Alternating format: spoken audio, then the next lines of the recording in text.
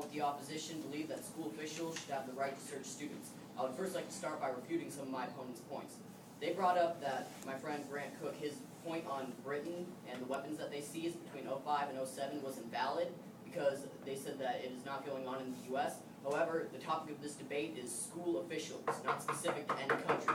Therefore, the point that my friend Grant made is absolutely valid. They stated that students are embarrassed by the searches. Pride needs to be cast aside in the search for safety. Embarrassment is completely irrelevant in this debate. We need to look at instances of when children and students have been harmed within public and private schools. We need to compare that to embarrassment. We need to cast our pride aside.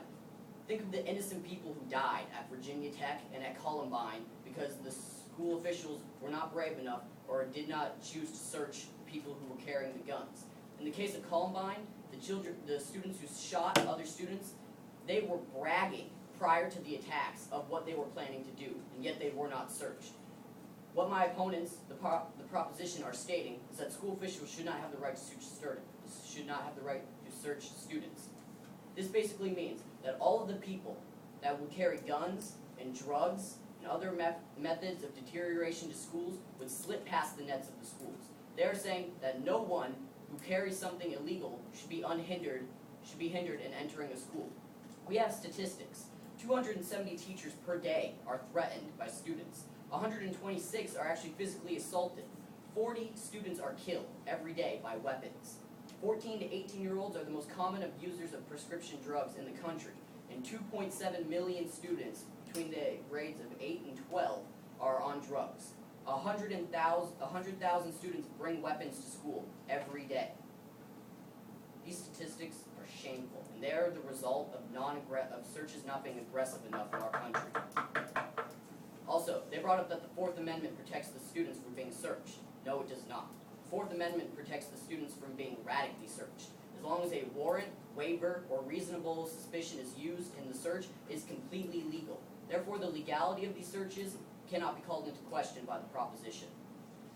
Also, students, before they join any school, are required to sign a waiver that specifically states that they are subject to searches of person, locker, backpack, and other property. Therefore, students hand over their right to protection from searches by school officials.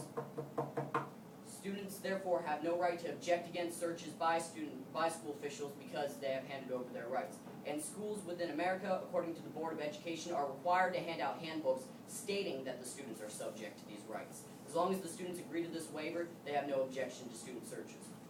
Also, my opponents have brought up the strip searches used in America. Strip searches may be embarrassing, but they are statistically the least used searches in America. And when they are used, they have to follow a specific set of guidelines that prevent them from being detrimental to the student. Now, mistakes will be made. The opposition admits to that. There will always be mistakes made by school officials in these searches. But it would be better that school officials use searches and have good come from it with mistakes than no searches at all.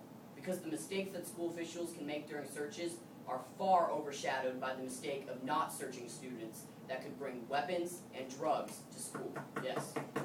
So you're saying that all U.S. schools have handed out a booklet on that and have made you sign that? Yes, every school is required to hand out a waiver and a handbook that states the rights and what the students are subject to. Whether or not you signed it or your parents signed it, every person in this room, if they attended public or private school, has received this waiver and this handbook. Do you have this handbook, or do you have evidence of this? Everyone here received it. It is a requirement of being handed out by the School Board Can of you prove America. that everybody here has received it? It is a requirement of the School Board of America. Your time is up, please sit down. Alright. Many schools also use metal detectors in the implementation of their searches, handing reason of suspicion to these searches. The advancement in technology in searches allows us to be more accurate in our suspicion more than ever.